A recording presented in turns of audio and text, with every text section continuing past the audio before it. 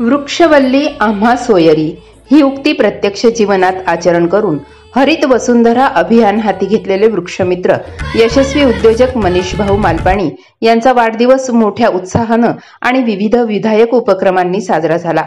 महाराष्ट्र शासन उपविभाग संगमनेर, मालपाणी परिवार चॅरिटेबल ट्रस्ट संगमनेर यांच्या अर्थसहाय्यानं, त्याचबरोबर ग्रामपंचायत, धांदरफळ बुद्रुक आणि ग्रामस्थ यांच्या लोकसहभागातून दंडकारण्य अभियानाअंतर्गत हरित वसुंधरा अभियानाचे जनक वृक्षमित्र मनीष भाऊ मालपाणी यांच्या वाढदिवसाचं औचित्य साधत कारेश्वर हिल्स येथे 51,000 वृक्षारोपण संकल्पपूर्ती सोहळा उदंड उत्साहात वृक्षप्रेमींच्या उपस्थितीत साजरा झाला।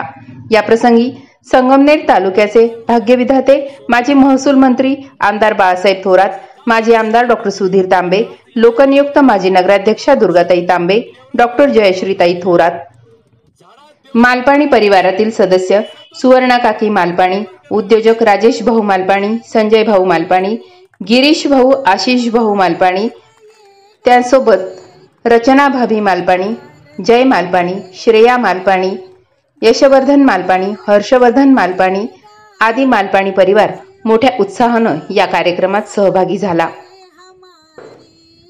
या प्रसंगी भाऊसाहेब डेरे, संदीप पाटील, रामहरी कातोरे, धांदरफळ गावच्या लोकनियुक्त सरपंच उज्ज्वलाताई देशमाने, उपसरपंच नवनाथ देशमाने आदी प्रमुख पाहुण्यांसह सत्यम वारे, वनपरिक्षेत्राधिकारी सागर केदार, सदाशिवराव थोरात, अनिलराव काळे, संकेत वल्वे, भारत कोल्हे, जयराम दिवटे, स्वदेश मित्र परिवार, सर्व संस्थांचे पदाधिकारी, ग्रामस्थ, रामेश्वर अधिष्ठित पायी दिंडी सोहळ्यातील सर्व वारकरी बंधू भगिनी, लोकमान्य विद्यालय, जिल्हा परिषद शाळा, ध्रुव ग्लोबल स्कूल, अमृत उद्योग समूह, मालपाणी उद्योग समूह, वन विभाग, ग्रामसेवक धुमाळ, मोहन देशमाने, सचिन देशमाने, अविनाश देशमुख, राजेश शिंदे, नाना कोल्हे, शुभम कोल्हे, अनिल कोल्हे, देवराई वृक्ष आणि मालपाणी वृक्ष मित्र परिवार मोठ्या संख्येनं या सर्व सोहळ्यात सहभागी झाला होता। प्रत्येकानं आपला वाढदिवस एकतरी झाड लावून साजरा केल्यास वृक्ष चळवळ ही अधिक जोमाने फोफावेल आणि येणाऱ्या पिढीसाठी हीच एकमेव अमूल्य भेट असणार आहे, असा सूर यावेळी निघाला। स्वदेश सेवाभावी संस्था आणि स्वदेश उद्योग समूहाचे संस्थापक अध्यक्ष बाळासाहेबजी देशमाने यांच्या पुढाकारानं हा सोहळा यशस्वीपणे पार पडला। कार्यक्रमाच्या प्रास्ताविकातून त्यांनी आपली भूमिका विशद केली। वाढदिवसाचा होणारा अवास्तव खर्च टाळून प्रत्येकानं वृक्ष चळवळ मनोभावे राबवली तर लोकशाहीमध्ये निश्चितच नवा आशादायी पायंडा रुजेल, अशी भावना देशमाने यांनी यावेळी व्यक्त केली। या प्रसंगी गावातून निघालेल्या वृक्षदिंडीत आबालवृद्ध मोठ्या आनंदाने सहभागी झाले।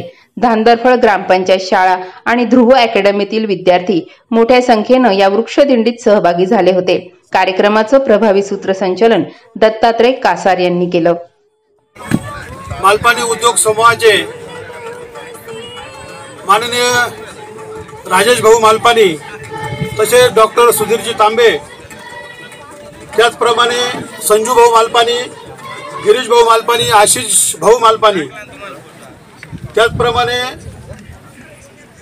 दुर्गाताई तांबे, जयश्रीताई थोरात, भाऊसाहेबजी डेरे, संदीप पाटील साहेब, वन अधिकारी सागर केदार साहेब आणि संगमनेरमधून आलेले विविध आमचे सगळेच मित्र, मालपाणी परिवारामधील सगळे सदस्य।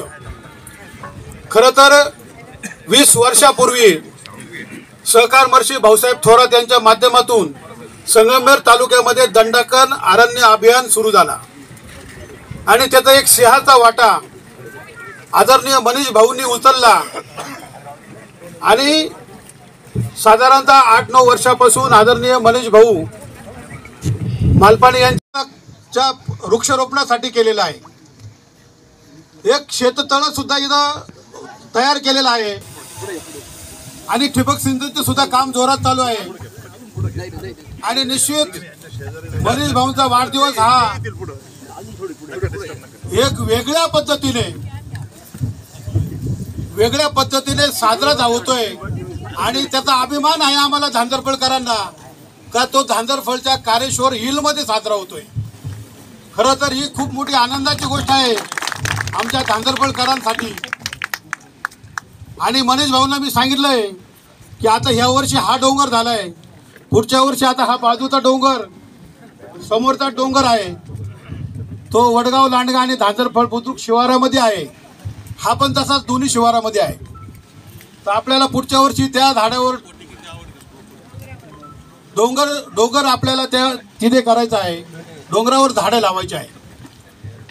मनीष भाऊ हे कायम म्हणजे लहानपणापासून मी पाहतोय की झाडांवर त्यांचं फार प्रेम आहे. आणि रचना भाभींचं आणि मनीष भाऊचं लग्न झाल्यानंतर रचना भाभींनाही झाडात फार आवड आहे आणि त्यामुळे त्या नर्सरी करतात, म्हणजे लहान रोप तयार करतात आणि मनीष भाऊ ते लावून ते मोठं करतात.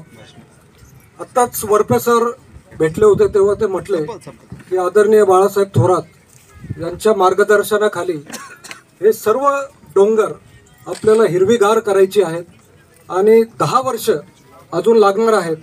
आणि त्यानंतर आपण जर पाहिलं तर सर्व डोंगरांवर भरपूर झाडं असतील आणि त्यामुळे दरवर्षी पाऊस देखील चांगला पडेल. आज आपल्या सगळ्यांच्या मनातील जे आपल्या मनात आपण जे विचार करत होता तेच विचार संजू भाऊ यांनी बोलून दाखवले. आपल्या संगमनेरचं नाव मी जिथे जिथे बाहेर जात असतो तेथे सर्वजण म्हणतात तुमचं शहर हे फार चांगलं आहे. तर मी हेच सांगत असतो की आमचे बाळासाहेब थोरात, तसेच आमचे डॉक्टर सुधीरजी तांबे, दुर्गाताई तांबे, आता जयश्रीताई, हे सर्व व्यापाऱ्यांना नेहमी पुढे जाण्याची संधी देतात. जे औद्योगिक संगमनेरचं औद्योगिकरण झालेलं आहे त्यालाही नेहमी ते सपोर्ट देत असतात आणि त्यामुळे आपल्या संगमनेरची प्रगती होत असते. आता निश्चितच आपले आदरणीय बाळासाहेब थोरात हे मुख्यमंत्री होणार आहेत आणि त्यानंतर सगळ्यात महत्त्वाचं म्हणजे आपला संगमनेर लवकरच जिल्हा होईल अशी या निमित्ताने मी बाळासाहेब थोरात यांना फार सगळ्या संगमनेरकरांच्या वतीने मी त्यांना विनंती करतो. देशमाने मी सत्यम आम्ही कायम फिरत असतो तेव्हा आमची हीच चर्चा असते की एकदा की आपला संगमनेर जिल्हा झाला की मग आपले नामदार साहेब देखील दरवर्षी आणि येणाऱ्या अनेक वर्ष हे मुख्यमंत्री म्हणूनच राहतील. मी मनीष भाऊ यांना पुन्हा एकदा वाढदिवसाच्या फार शुभेच्छा देतो आणि थांबतो. जय हिंद, जय महाराष्ट्र. यांच्या वाढदिवसाच्या निमित्ताने गेल्या अनेक वर्षापासून आपण डोंगरांवर त्यांचा वाढदिवस साजरा करतो आणि वृक्षारोपण करतो. यावेळेस खूप सुंदर अशा निसर्गरम्य अशा कारेश्वर ह्या शिवशंकराच्या मंदिराच्या ह्या कारेश्वर या परिसरामध्ये 51,000 वृक्षारोपणाची संकल्पपूर्ती या ठिकाणी केलेली आहे. या कार्यक्रमासाठी व्यासपीठावर उपस्थित फॉरेस्टचे आपले अधिकारी मान्य श्री पाटील साहेब, सर्व अधिकारी वर्ग आणि उपस्थित सर्व ज्यांचा आज सन्मान या ठिकाणी होत आहे अशा आमच्या मातोश्री, ज्यांच्यामुळं आमचे मनीष भाऊ, ज्यांच्या संस्कारामुळं मनीष भाऊ हे अतिशय चांगल्या प्रकारचं काम समाजामध्ये करत आहे, त्या आमच्या मातोश्री सुवर्णाताई मालपाणी आणि ज्यांचा वाढदिवस आहे ते मान्य श्री मनीष भाऊ मालपाणी, त्याचप्रमाणे सौभाग्यवती रचनाताई मालपाणी, सर्व धांदरफळ आणि पंचक्रोशीतील सर्व उपस्थित मान्यवर आणि या ठिकाणी उपस्थित असणारे सर्व बंधू आणि भगिनींनो, खूप सुंदर अशा कार्यक्रमाचं नियोजन आज या ठिकाणी देशमाने साहेब आणि त्यांच्या संपूर्ण ग्रुपने या ठिकाणी केलेला आहे.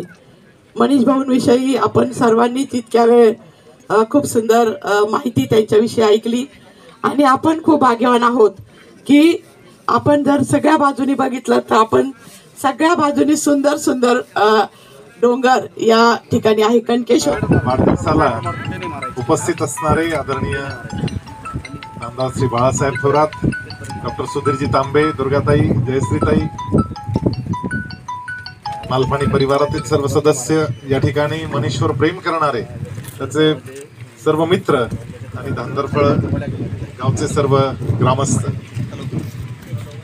आज या आमचे सगळेच मित्र, या सगळ्या मंडळींनी ज्या पद्धतीनं मागच्या 1.5-2 महिन्यापासून या डोंगरावर काम सुरू केलं.